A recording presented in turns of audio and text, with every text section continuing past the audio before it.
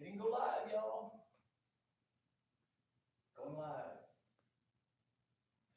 Hi, guys. Hi there. Welcome back. Welcome to episode 13. Oh my goodness. 1-3. Lucky number 13. Yes. Oh my gosh. Of something to talk about. Let's give them something to talk about. That's she joined in that time. Wow. Bonus song for you. Well, we are so glad y'all are here. This is our Good Southern News Show. It is, where we just kind of round up the best news coming from the South and just kind of share it with you guys. And there's a lot. There's always a lot, and this week we have some exceptionally good stories. Some do. Heartwarming stories for you. And a fun little focus on Texas, too. Yeah, this week. Texas is getting a shout out. Some people think that Texas is not considered the South, so we just like to say that they are, and this week we're focusing on them. So yes. Goodness. I think if you just go to the state of Texas, you know it's the South. that's for sure. All right, so to kick things off, we wanted to start with a bonus shout out to Birmingham, Alabama, obviously is where we're based. We have a phenomenal restaurant here called Highlands Bar and Grill, and it recently was named by the James Beard Foundation the most outstanding restaurant in America. That's incredible. Which is a huge honor when you think about It is. how many restaurants there are. I mean, it beat out the restaurants in New York and LA and New Orleans, all these places. And it won. It is incredible. Crazy. They've been finalists for 9 years, and their pastry chef, who we actually have a phenomenal video on as well. Check it out for sure. Dolly Miles. She's incredible. She's worked for Chef Frank Stitt for 35 years now. Frank Stitt and his wife Pardis co-own Highlands Bar and Grill. So DeLester has worked for Frank for 35 years, and she took home the award for most outstanding pastry chef in America. Mm-hmm. So not only do we have most outstanding restaurant, we also have the best pastry chef.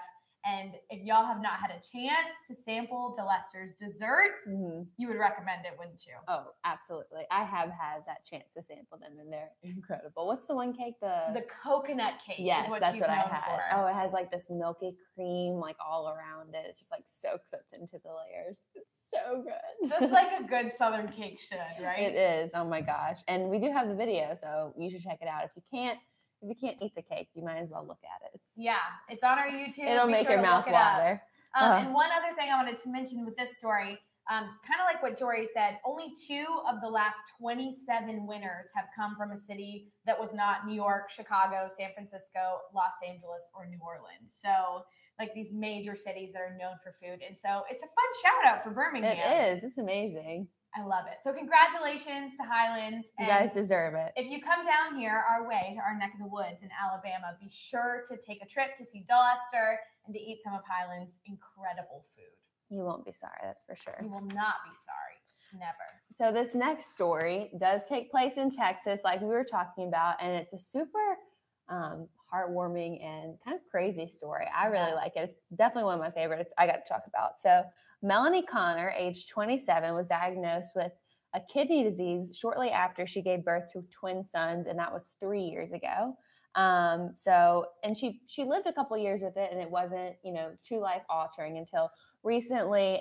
She found out that her kidneys were failing. She thought she had the flu, and they told her her kidneys were actually failing, where she was put on the kidney donor list and placed on dialysis. So a couple weeks before Thanksgiving is when she found all this out, and she's from Shallow Water, Texas. So meanwhile, in Petersburg, 26-year-old Jen Walker just felt that she had this divine calling, is what she says, to donate a kidney, which is crazy. She says she just literally woke up one day and it was in her heart to donate. Can you imagine? Which is wild. She didn't have anyone in mind to donate to. She just felt that she was supposed to be a donor. And so in March, that's when she eventually got to join the list, or submitted her application. Yes, and she was approved, and she was so excited. And she actually found out that someone right down the road from her, so these two ladies didn't live far apart, actually needed a kidney, and that they were a match. Which is, the odds of that are just wild. It is completely because a lot of times, like even our own family members aren't matches. It's very hard to get a match, and they, both needed it. Well, one wanted to donate and one needed a kidney. And she actually found out later that the exact day she found out that she needed a kidney was the exact date Jen felt that calling or woke up with that calling to donate. I have chills. Which is wild. It's incredible. Definitely meant to be. So, yeah, she submitted to be approved, and she was approved. And I think in March is when they said. Coming up in June. Oh, in June is when Yes. they'll actually have the procedure. So. And through this experience, these girls have become Close, friends, and like they hang chat out all the and day, text all the each time. other. Yeah. And you know, like they were practically strangers, and now Jen is saving Melanie's life, and you know, it's just phenomenal. I feel like they'll be friends now for life, for sure. Oh yeah, I think something like that. You share something like that, yeah, literally. A miracle. For so sure. Cool. That's such an amazing story. So we love good stories like that coming out the South. Oh yeah. And shout out to Jen, who just feels the need to donate a kidney. That's like a serious procedure, and it kind of, you have to be really healthy and kind of change the way you live forever. So it's an awesome thing. That's beautiful. Yeah. We're not surprised our friends in Texas are like that, though. Yeah. Very generous. Everything's bigger in Texas, including the hearts of its people. That's a good one, Jory. That is a good one. Thanks. I've been thinking a while about that one. All right, moving on up to Tennessee, my true love. Dolly Parton actually showed up to this senior center in Tennessee, surprised them and these folks. Yeah. And worked out with her new senior friends in heels.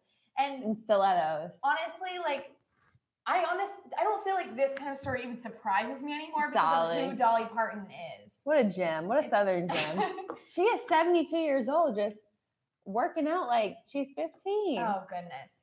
So it's the My People Senior Activity Center. It's in Sevierville, Tennessee. And on Monday, Dolly Parton showed up. She was there for a dedication ceremony to give the facility its new name in honor of her parents, Robert and Avie Lee Parton. Jory mentioned she's 72 years old, so she is no spring chicken herself. Yeah. But she popped in on a knitting class and even joined an exercise class in her iconic, very high stiletto heels. And, she made this really funny speech. And she said, I'm a senior too. When I was in Sevier County High School, I couldn't wait to be a senior. And now that I'm in my second childhood, I'm a senior again. And I think this is so funny. She was like, I saw one of my old boyfriends from high school. He said, Dolly, you look like $1 million. And she said, well, thank you. That's about how much it's cost to make me look like this.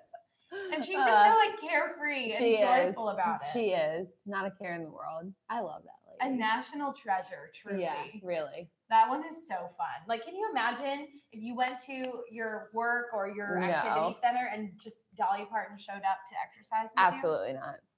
I would be heels. Yeah, she'd probably outwork me, to be honest.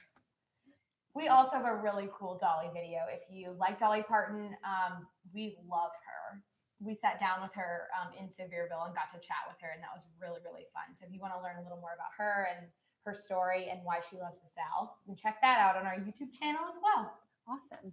So story number 3 coming up today talks about our favorite fur friends.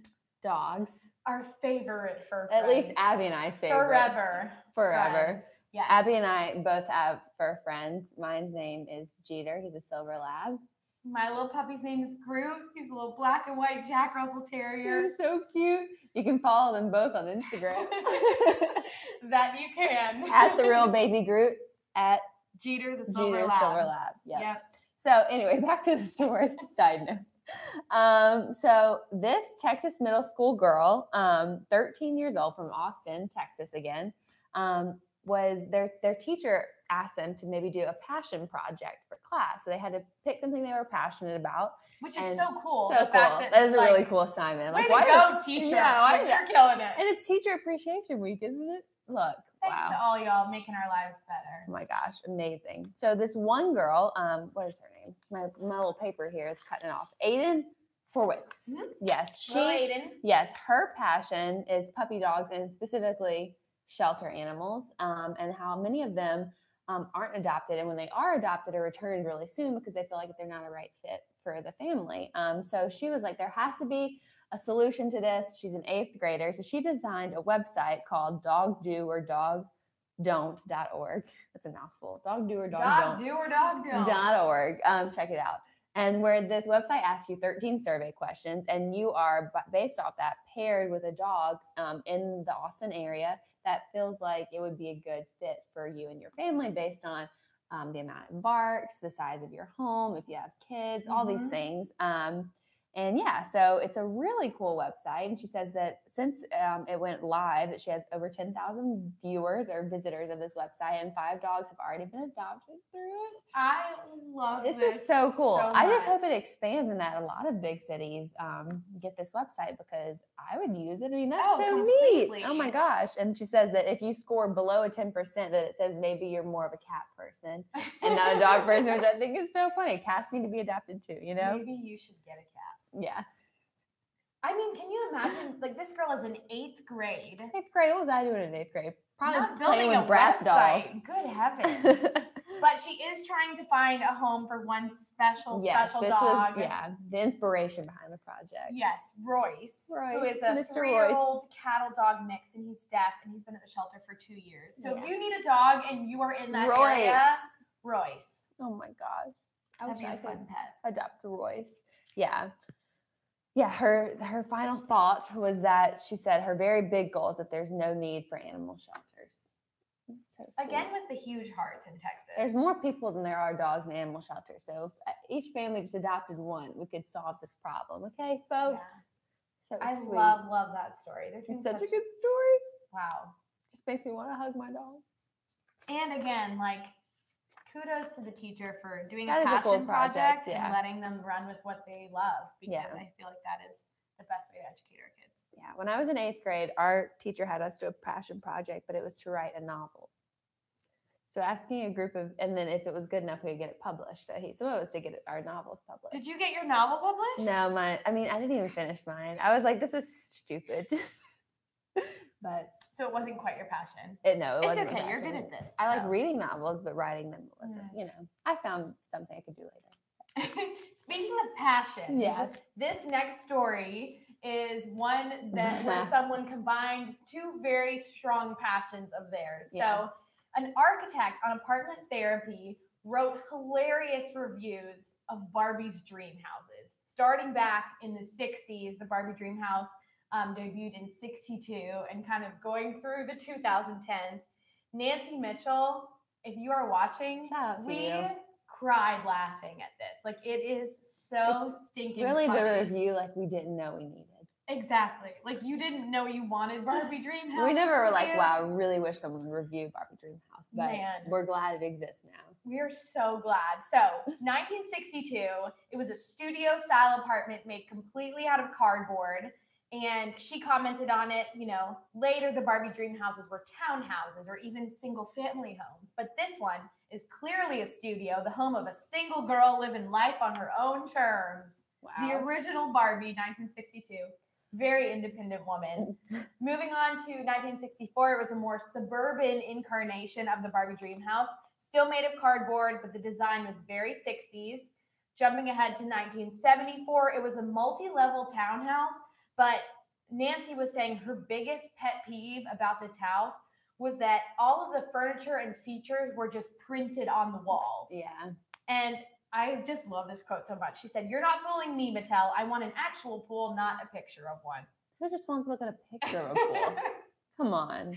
But don't you For like Barbie, totally know, she deserves the best. You totally know like what she is talking about in those where they just had like the wallpaper as the picture of what it was. Yeah. The view is frustrating. It is. What a bunch of cheap people. I know. 1979, it was a bit Swiss chalet meets mid-century modern, which worked quite nicely. And it actually opened up in 3 parts, which, allowed Barbie to go outside and, you could reach inside your house and play, and then you could bring your Barbie outside, which is very advanced for the time.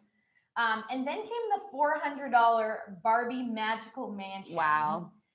Which if y'all have seen this, it's very impressive. I think this is the one behind us, 4 right? feet. No. Yes, I think so. 4 feet long, 3 feet high, 2 feet deep. Truly luxurious. Modern advancements. It had working lights. And a functioning door wall, but it did not have a single toilet. But we have a tub. No toilets. Off the bedroom. Barbie is too ladylike to go to the restroom. And it wasn't until the 2012 Dreamhouse where Barbie got the things that she needed. They had an elevator that she can on the side where she can move between floors because beforehand she was stuck unless she scaled the building. I don't understand. Burrowed through the floor. Congrats to Barbie for really sticking through and waiting until she got what she deserved. Oh yeah, it addressed the necessity of both bathroom and kitchen, which is what we all need. Yeah, we all need to eat. We all need to relieve ourselves. Yeah. But it also had a rooftop hot tub, which wasn't completely realistic, but I could go for a rooftop hot tub. I know. Now the current version of Barbie Dreamhouse is $170. You can get it at Walmart. It has an attached garage. And whereas the previous dream houses have really been where someone could live, you can tell now the dream houses are like toys and for fun. You know, they're like putting the fun stuff in and maybe the practical stuff doesn't quite make the cut. Side note, if you don't know what Barbie's real name is, check out our video from a couple weeks ago where we tell you. We do. Do you remember what it is? I don't.